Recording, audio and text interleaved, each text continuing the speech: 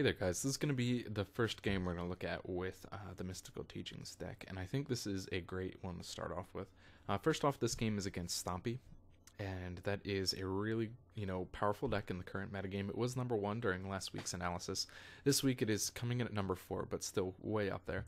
I think the other important thing about this particular game is it's going to give you a pretty good summary of how things went.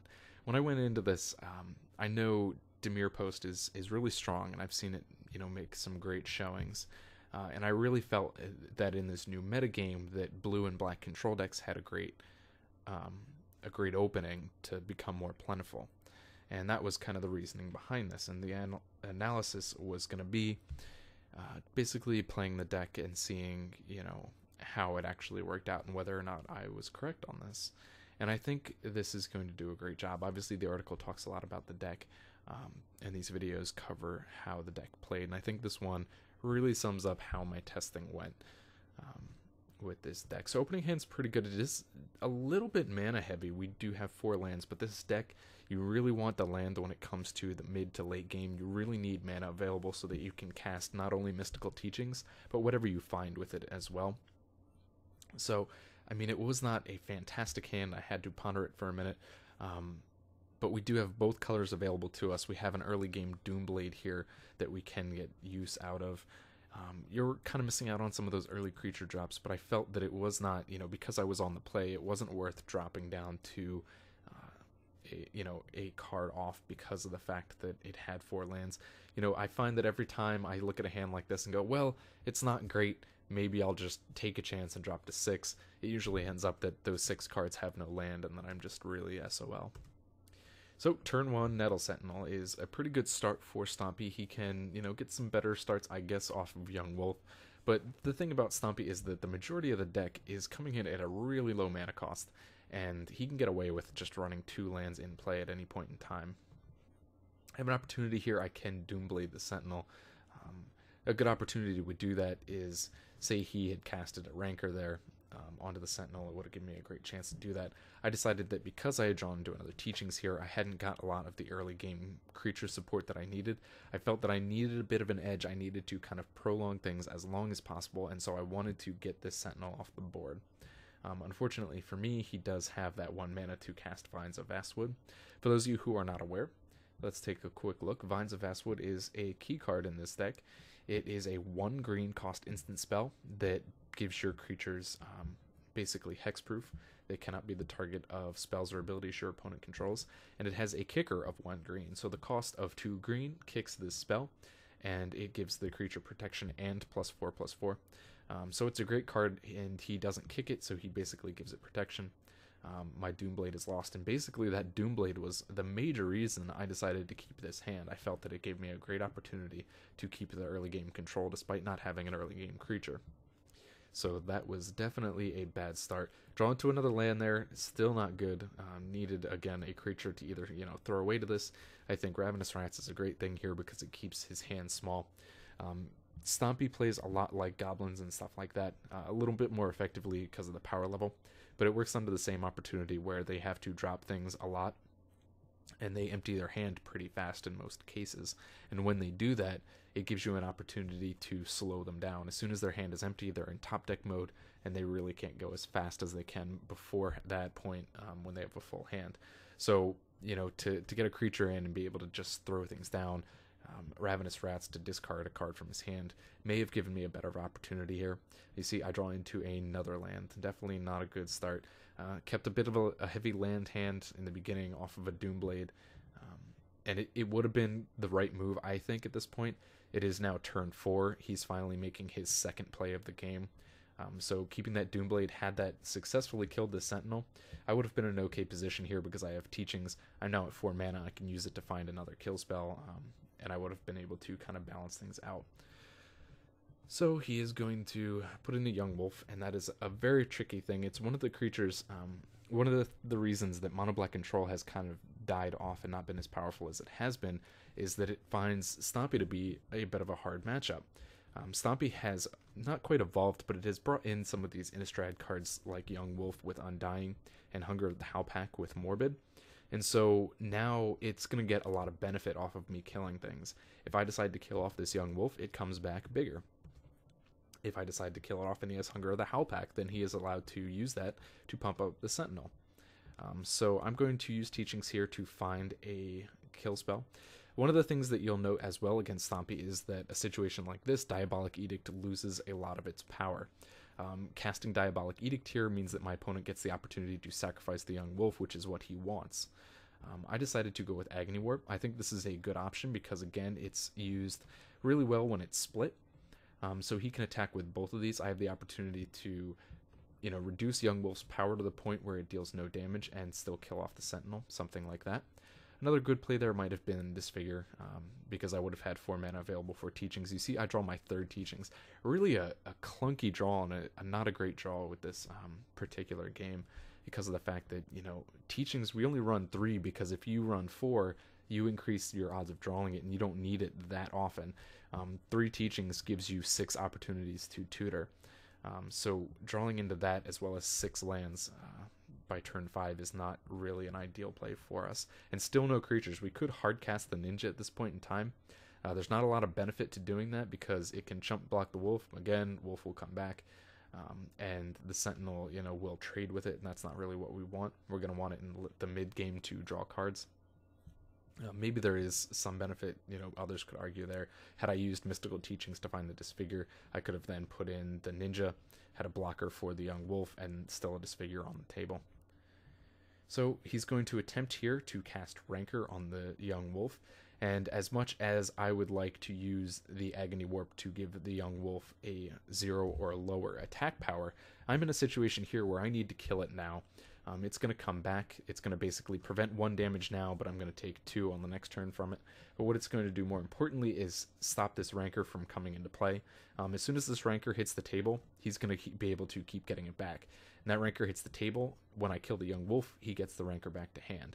So, it's one of these things. I have to get rid of it now before it actually comes into play. So I am going to have to use this Agony Warp. I will still split it to prevent the damage off of the Nettle Sentinel in case he does have a second one. He still has 1 land open and 6 cards in hand. So he's going to have opportunities there to pump up this Sentinel off of the Agony Warp. Like I said, there's the Morbid ability off of Hunger of the Howl Pack that does come in cheap. So by reducing the attack power, it's going to basically hope that he doesn't have something and I can keep this going and prevent damage on this turn. So, unfortunately for me, he does have a second Vines of the Vastwood, which he is going to use on Young Wolf. And this is kind of an interesting situation because it will not basically cancel out Agony Warp. Because Agony Warp has 2 targets, what's going to happen here as this stack resolves? The Nettle Sentinel obviously will untap because of its triggered ability. The Vines of the Vastwood is going to give the Young Wolf basically hexproof. And then Agony Warp, when that resolves, it's going to attempt to give the Sentinel -3, -0, and will be successful. And then it will attempt to give the Young Wolf -0, -3. And when it tries to do that, Vines of Vastwood is already resolved. The Wolf will have hexproof, and therefore the Agony Warp cannot resolve. It will not be a legal target. This means that the Sentinel is not going to be able to do damage this turn, but the Young Wolf stays alive, the Rancor is going to come into play, and I have no defense, so I'm going to still be taking the same 3 damage that I would have taken if he had not made any plays there. Definitely unlucky for me drawing to yet another land, so a bit flooded here, but I guess you could make the argument my opponent was behind a little bit. I still think 2 to 3 Forest is really where Stompy wants to be. I mean, they don't run that many in the first place. Really unlucky, though, 2 Vines of the Vastwood is going to put me behind. I do have options now to use Mystical Teachings to find a kill spell. I do have mana available. It can be another Agony Warp, and I can again split it across the 2 creatures. What it's still going to give me trouble with here is the fact that Rancor comes back if the Young Wolf is killed. So it will probably mean if I split it, it will go to the Sentinel. But, it's just definitely a bad situation. He is going to now attempt to Rancor on the Sentinel, and this is going to be brutal. So I am going to again try and attack this Rancor before it sticks to the field. I am going to use this opportunity now to use my teachings and find that Agony Warp. Second Agony Warp into my hand, I'm going to split it so that the young wolf has -3, -0, so it will not be able to attack for damage this turn, and attempt to kill off the sentinel so that the rancor does not hit the field and I do not have to worry about it, as well as, you know, getting rid of that damage, obviously. Unfortunately for me, with that one untapped green, here it comes again, Vines of Vastwood. So he has hit the third Vines of Vastwood, and again, this is going to work out. The Sentinel's going to untap. Vines of Vastwood is going to resolve, giving this hexproof before the Agony Warp hits. Agony Warp is still going to resolve on the Young Wolf. However, it is going to find no legal target on the Sentinel thanks to the ability of Vines of Vastwood. So it will be canceled out. The Rancor will come into play, and he is going to be able to hit me for 4. Ouch. So this is what I was talking about, how this game basically sums up how my testing has gone for teachings. I feel like I made pretty good plays. You can feel free to add comments and whatever if you think there were plays that I should have made. I think I played it out pretty well. Unfortunately for me, there's just nothing I can do when you come against 3 Vines of the Vastwood in a deck that is very focused on killing things off. And this is why I said that Stompy has really kind of dominated Mono Black control out of the market. Mono Black control tends to be very control heavy when it comes to killing creatures. Perhaps a misplay here. I could have, of course, thrown in Ninja to chump block. I was kind of disheartened at this point. I was just going to let him take this game. I can't really find anything worth finding with teachings. If I kill either of these off, he gets Rancor back. You know, so it's just how I'm going to let it play out.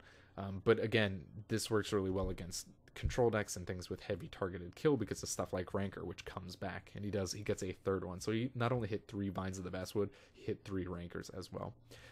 So, you know, things like Rancor comes back. Things like Young Wolf has Undying, and so it works well if you try and kill it. And finally, things like Hunger of the Howpack make things really big if you decide to kill something off. Vines of the Vastwood prevents targeting, so it's really stacked when it comes to beating out decks with targeted kill. In order to really deal with Stompy, you need a lot of stuff like Evankar's Justice, and just kind of large generic creature kill. Crypt Rats works really well, obviously Electrickery and stuff like that. So the Rancor's going to come down. I am going to just attempt to teach something out here, going to disfigure. I think a third Agony Warp would have been really great in this situation. I do not, however, have one. So I'm going to, at the very least, get the opportunity to kill off the Young Wolf and prevent one of these Rancors from coming into play. It's still going to make a little difference here because that Nettle Sentinel is going to be untapped off of that green play. And he hits his 4th Rancor. Oh, I'm sorry. He hits basically the 4th Rancor. That's a little misleading because it does come back when I killed it off. But it's just, it's frustrating how that works out when you're playing this type of deck. And here you go, Hunger of the Howpack, this is what I was talking about. That Morbid ability allows him to give a creature permanent +3/+3. So Stompy is actually a really unfortunate matchup for this type of deck, which is something that you absolutely have to take into account when you decide that you want to play Teachings in a daily event, because Stompy is very popular right now. Even if it only showed up this week at 4, it has, remember, last week come in at number 1. It's a pretty simple deck for people to play, and that's maybe a little misleading, but it's very straightforward, and it actually benefits when you try and kill stuff off. Most aggro decks are a little bit weaker when it comes to killing creatures off, but Stompy actually can find benefit from it, so I think that really makes it a lot more powerful, and that's why you get a little more strength from things like, instead, Delver Blue, which allows you to counter those spells and prevent those things before they actually come into play. Unfortunately, you know, the targeted kill when these black versions, Mono Black control, UB control, and Teachings are not going to do as well.